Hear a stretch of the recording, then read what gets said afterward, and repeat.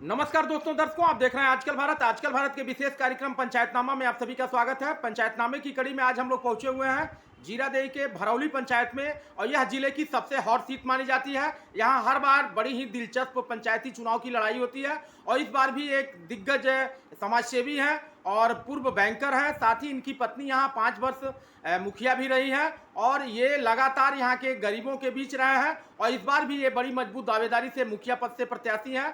BK Singh इनका नाम है। इनकी पत्नी यहाँ बीना देवी 5 वर्ष मुखिया रही हैं, और लगातार यहाँ के गरीबों के हक हकूक की लड़ाई को लड़ते रहे हैं।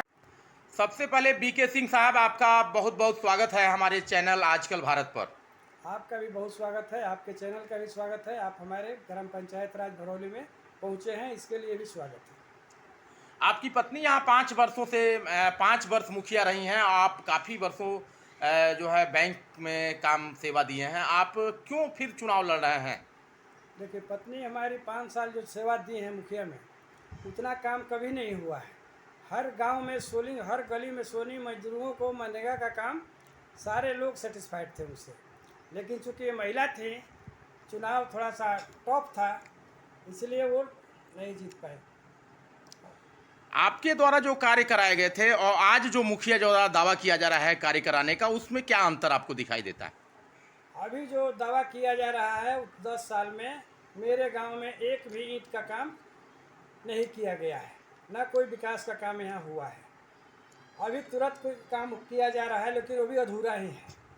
हमारे पंचायत में भरौली गांव सबसे बड़ा गांव है, राजस्व गांव है, भरौली पंचायत के नाम से है गांव है, लेकिन इस गांव में कोई भी काम विकास का नहीं हुआ है। आपकी प्राथमिकता क्या है? यदि यहाँ की जनता आपको जनादेश देती है, मुखिया बनाती है, तो आपके प्राथमिकताओं में कौन कौन से कार्य हैं जो करने हैं आपको? देखिए, मैं बैंक में मैनेजर रहा हूँ, 38 साल में सेवा दिया हूँ। गरीबों के लिए सरकार के द्वारा जो भी योजनाएं बनाई जा रही हैं, वो सारी योजना बैंक के द्वारा ही लागू की जा रही हैं। उन सारी योजनाओं को मैं जानता हूँ। मैं अपने पंचायत में विधवा पेंशन, ओल्ड एज पेंशन, और जो लोग वंचित गरीब हैं जिनको पेंशन नहीं मिल रहा है, उनको पेंशन दिलवाया जाएगा। सरकार की सारी योजनाओं को, किसानों को जो सरकार सुविधा दे रही है, उन सारी सुविधाओं को मैं बैंक के माध्यम से दिलवाऊंगा।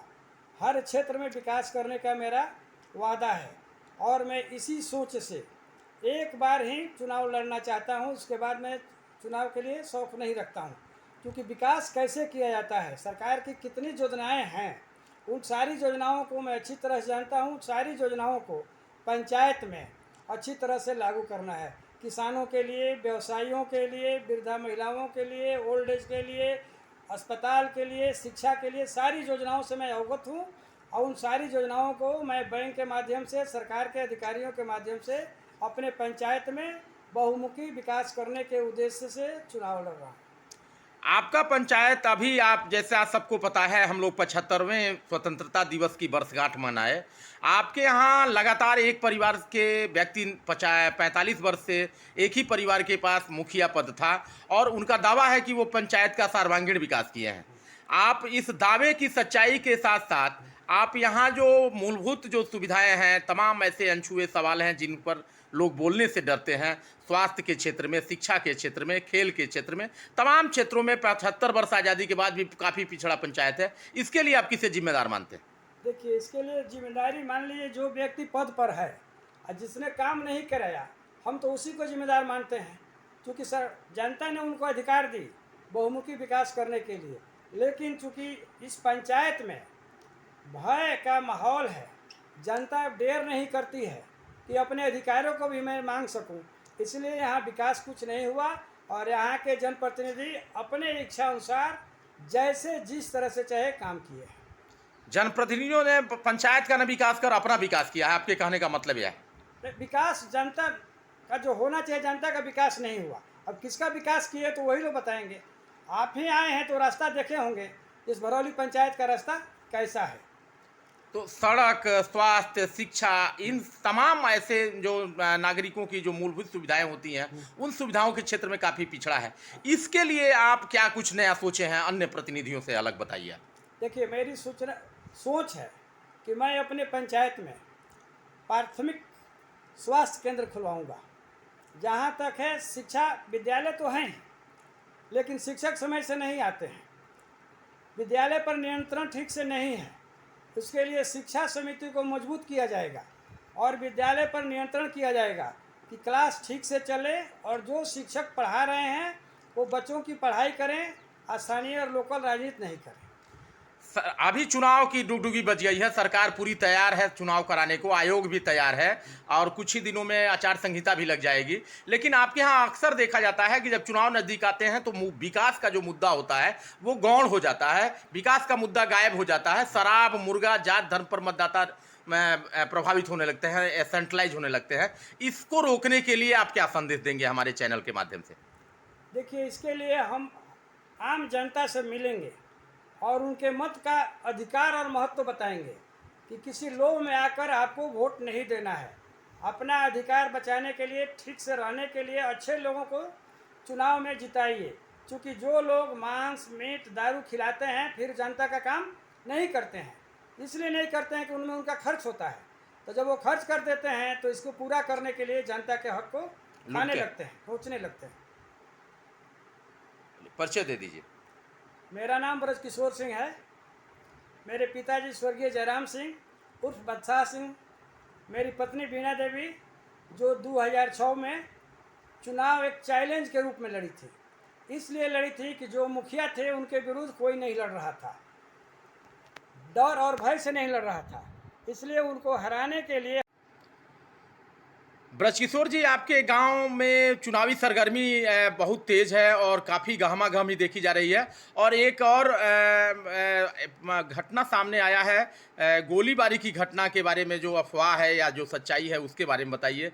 ये राजनीतिक घटना है या किसी की आपसी रंजिश को लेकर के ये घटना अंजाम दिया गया? देखिए, सोमवार को रात में गोली की घटना हुई है।